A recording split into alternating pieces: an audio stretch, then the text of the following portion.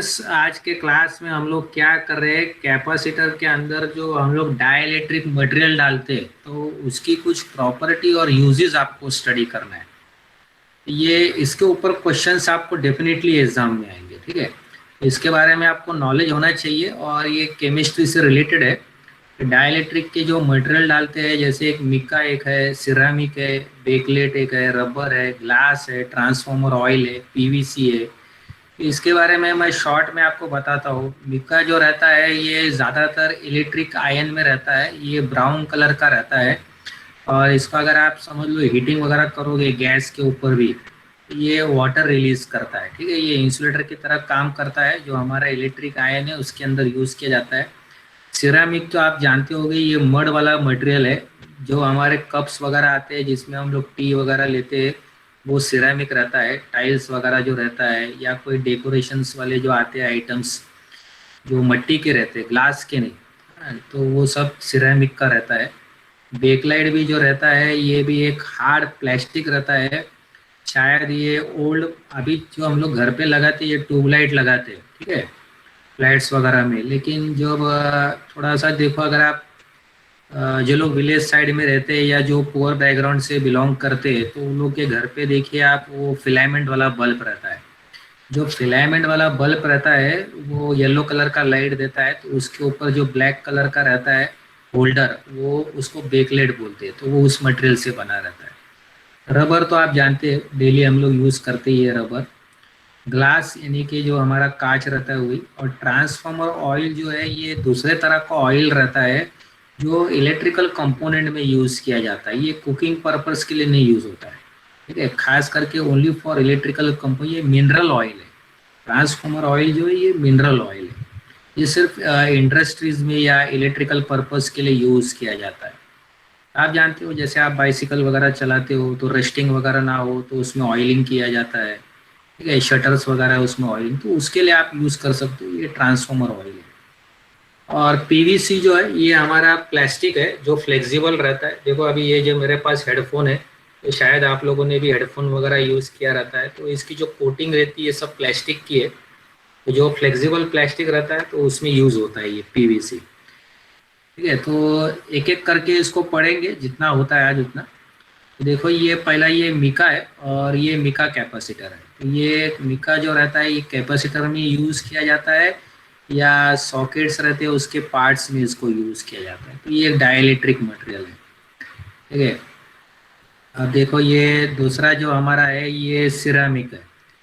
तो सिरेमिक क्या है, ये एक मट्टी वाला प्रोडक्ट है। सिरेमिक जो आप देखोगे ये मट्टी वाला है। देखो ये इस तरह से ये मट्टी का पॉट बना रहा है, तो ये सिरेमिक है। तो इसकी खास बात क्या है कि ये बहुत हाई टेम्परेचर में मेल्ट होता है। जैसे आपने कप्स वगैरह लिया, ये सिरेमिक का है, तो इसमें आप चाय वगैरह पीते हो, या दूसरे भी जो डेकोरेशन वाले रहते कप्स वगैरह मट्टी के रहते, तो वो मेल्ट करने जाओगे तो उसको बहुत हाई टेम्परेचर लगता है, 1500 डिग्री सेल्सियस। और उस पर कोई हीट का असर नहीं रहता है, ठीक है। उस पर वाटर जो रहता है वो एब्जॉर्ब नहीं करता है, तो ये वाटर एब्जॉर्ब नहीं करता है, वो हाई रेजिस्टेंस टू हीट रहता है। तो ये इसकी सिरेमिक की प्रॉपर्टी है। और आप बोलोगे आप सिरेमिक कहाँ पर यूज़ होता है, तो आप देखो ये रेलवे ट्रैक्स में, आप लोकल ट्रेन्स वगैरह में चलते हो तो यहाँ पर वो पावर लाइन रहता है, तो उसमें जो ब्राउन कलर का ये रहता है, देखो ये इसमें यूज़ किया जाता है। तो इसका भी नाम है, इसको मुझे दिमाग में नहीं आ रहा है। ये ट्रांसमिशन और डिस्ट्रीब्यूशन लाइन में इसका यूज़ किया जाता है। तो ये आपने देखा रहेगा, ऐसा ब्राउन कलर का रहता है, तो उसमें ये सिरामिक का यूज़ किया जाता है। ये मिट्टी का रहता है। और जो मिट्टी के सॉकेट्स या प्लग आते हैं तो उसमें भी ये सिरामिक का यूज़ किया जाता है।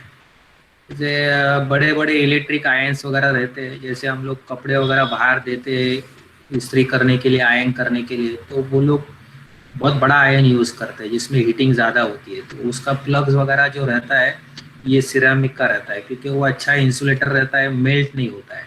क्योंकि देखा यहाँ पर इसका हीट का उस पर कोई असर नहीं होता है। तो हीट का उस पर असर नहीं होता है तो वो मेल्टिंग नहीं होता है। तो अभी देखो ये वायर्स पे क्या होगा, हीटिंग ज़्यादा होगी, तो इसका इस पे असर नहीं रहेगा, तो ये जैसा है वैसे ही रहेगा, मेल्ट भी नहीं होगा, कुछ नहीं होगा। तो जो इलेक्ट्रिक आयंस वगैरह रहते हैं जहाँ पे हम कपड़े वगैरह देते हैं इस्त्री करने के लिए बाहर, तो वो लोग बहुत अलग तरह का इलेक्ट्रिक आयन यूज़ करते हैं जो हीटिंग ज़्यादा करते हैं, तो उसमें जो सॉकेट्स वगैरह रहता है वो सिरेमिक का बना रहता है। तो sockets, plugs, transmission, distributor lines में इसमें हम लोग सिरेमिक का इस्तेमाल करते हैं। अब ये देखो, अब दूसरा जो है ये पीवीसी है, तो इसको कहा जाता है पॉलीविनाइल क्लोराइड। ठीक है, इसका टेक्निकल नेम जो है ये पॉलीविनाइल क्लोराइड है, और इसकी बहुत हाई रेजिस्टिविटी है और ये फ्लेक्सिबल है। ये देखो, ये पाइप्स वगैरह में भी इस्तेमाल किया जाता है, इसको आप आसानी से आप इसको फोल्ड कर सकते हो। सिमिलरली हमारे जो वायर्स रहते हैं, वायर के कोटिंग वगैरह में भी इसका इस्तेमाल किया जाता है। ये देखो, ये वायर्स वगैरह रहते हैं, वायर्स वगैरह के कोटिंग में भी इसका इस्तेमाल किया जाता है। तो ये पीवीसी का रहता है, तो ये पॉलीविनाइल क्लोराइड करके इसका नाम है, इसमें इसका यूज़ किया जाता है। तो ये इंसुलेशन में यूज़ होता है, वायर्स और केबल में। ठीक है, और नेक्स्ट देखिए, आप जो मैं आपको बता रहा हूँ ये मिनरल ऑयल है। तो मिनरल ऑयल की क्या खास बात है कि इसकी थिकनेस बहुत कम रहती है। तो इसकी थिकनेस कम है मतलब क्या है कि इसकी विस्कोसिटी कम है। तो जब आप इसको फ्लो करने देखोगे तो ये बहुत फास्ट फ्लो होगा, दूसरे ऑयल के कंपैरिजन में ये बहुत फास्ट फ्लो होगा। दूसरा ऑयल जैसा अभी अपना घी रहता है, घी कैसा रहता है, थिक रहता है, वो इतना फास्ट नहीं फ्लो होता है, तो उसको गर्म करना पड़ता है। जब वो गर्म हो जाएगा तो वो पतला हो जाएगा, तो इजीली फ्लो हो जाएगा। तो वैसे ये ट्रांसफॉर्मर ऑयल जो रहता है ये हमारा पतला रहता है, तो ये मतलब बहुत फास्ट फ्लो होता है, दूसरा ऑयल के जैसा नहीं रहता है। दूसरा ऑयल कैसा रहता है, बहुत स्लो फ्लो होता है, बहुत जाड़ा रहता है, तो वैसा नहीं रहता है। ये बहुत पतला रहता है, इजीली फ्लो होता है, और इसकी विस्कोसिटी बहुत कम रहती है, और ये बहुत हल्का रहता है, तो इसकी डेंसिटी कम रहती है। तो इसको बोलते हैं हम ट्रांसफॉर्मर ऑयल। ये मार्केट में इजीली अवेलेबल रहता है, ये मिनरल ऑयल है। तो इसको हम खाना बनाने में नहीं यूज़ करते, लेकिन इलेक्ट्रिकल कंपोनेंट्स में वगैरह या इंडस्ट्री में आप कमर्शियल पर्पस के लिए इसका यूज़ कर सकते हो। ठीक है, जैसे कि ये ट्रांसफॉर्मर में यूज़ किया गया है, तो ये कूलिंग करने के लिए काम आता है, तो ये कूलिंग में यूज़ होता है। तो cooling of high voltage transformer, तो इसमें इसका यूज़ हो सकता है। तो ये हमारा ट्रांसफॉर्मर ऑयल है। तो इस तरह से मैंने आपको बताया हुआ है कि आज के क्लास में जो है हम लोग क्या स्टडी कर रहे हैं। तो आप जानते हो कि कैपेसिटर रहता है। कैपेसिटर क्या है, एक सिंपल कैपेसिटर अगर आप घर पे बना रहे हो तो दो प्लेट रहता है, उसके बीच में आप कोई भी मटेरियल डाल सकते हो, यानी कि ऑयल डाल सकते हो, सिरेमिक डाल सकते हो। तो ऐसा कोई इंसुलेटर डालते हो कि जिसमें क्या रहता है, डाइलेक्ट्रिक रहता है। तो वो डाइलेक्ट्रिक मटेरियल क्या करता है, कैपेसिटेंस को बढ़ा देता है। तो वो डाइलेक्ट्रिक क्या हो जाएगा, आपका पोलराइज्ड हो जाएगा। ठीक है, पोलराइज का मतलब क्या है, मैंने आपको समझाया हुआ है। एक तरफ प्लस चार्ज आएगा, एक तरफ क्या आ जाएगा, आपका माइनस चार्ज आ जाएगा। तो इसको हम क्या कहते हैं, पोलराइजेशन। तो आपका डाइलेक्ट्रिक जो रहेगा ये पोलराइज हो जाएगा। तो ये डाइलेक्ट्रिक है। तो डाइलेक्ट्रिक अगर हम दो प्लेट के बीच में डालते हैं तो हमारी कैपेसिटेंस क्या हो जाएगी, बढ़ जाएगी। डाइलेक्ट्रिक आपका पोलराइज हो जाएगा, चार्ज सेपरेशन हो जाएगा। अब प्रॉपर्टीज, डाइलेक्ट्रिक के प्रॉपर्टीज क्या है, यूजेस क्या है।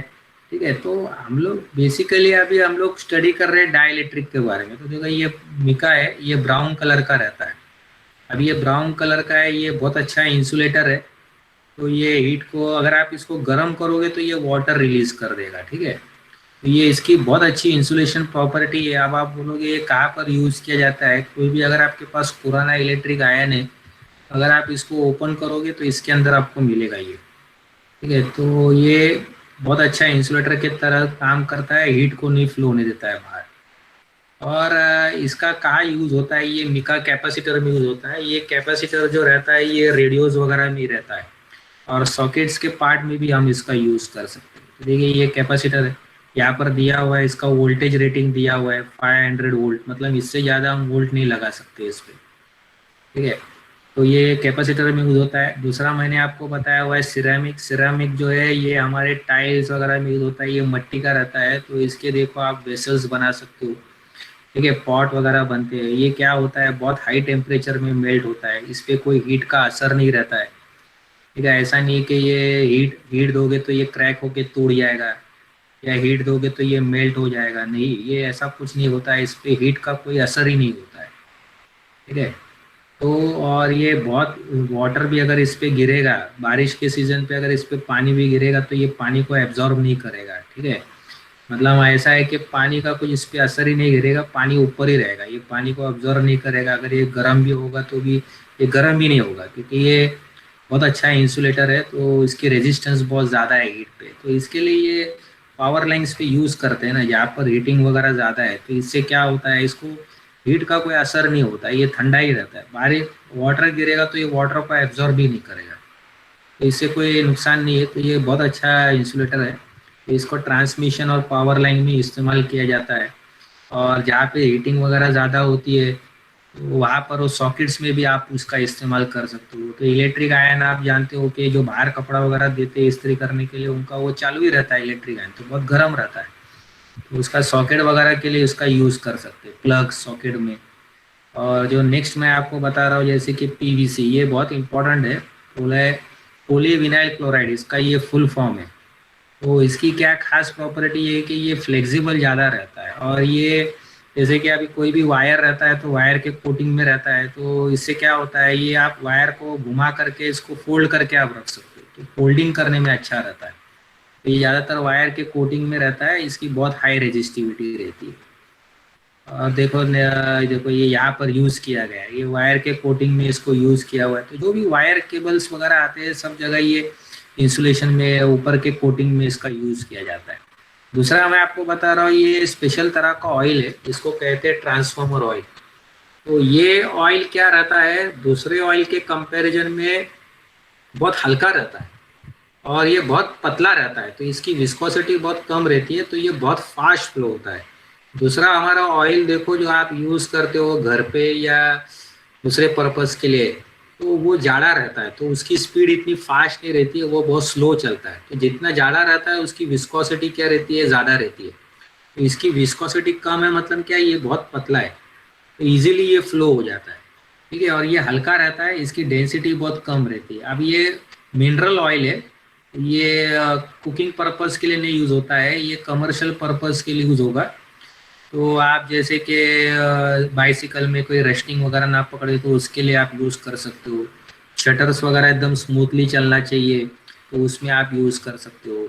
तो बेसिकली इसको ट्रांसफार्मर ऑयल इसलिए कहा गया है क्योंकि ये ट्रांसफार्मर में कूलिंग पर्पस के लिए यूज़ किया जाता है। ये देखो ये ट्रांसफार्मर है, ये स्टेप अप ट्रांसफार्मर है, मतलब वोल्टेज को बढ़ाता है। तो ऐसे जहाँ पर भी इंडस्ट्रीज वगैरह रहते हैं, बड़े बड़े सोसाइटी रहते हैं, तो उधर ट्रांसफार्मर रहता है, तो उसमें आपका यूज़ किया जाता है। तो ये हाई वोल्टेज ट्रांसफार्मर में ज़्यादातर यूज़ होता है, जहाँ पे ये पावर लाइन्स वगैरह डिस्ट्रीब्यूट होते हैं वहाँ पर इसका यूज़ किया जाता है। ठीक है, तो ये देखो स्टूडेंट्स, ये आज का क्लास है और मैं यहाँ पर क्विज शेयर कर रहा हूँ, तो आप ये पहले क्विज को लिख के ले लो बुक के अंदर।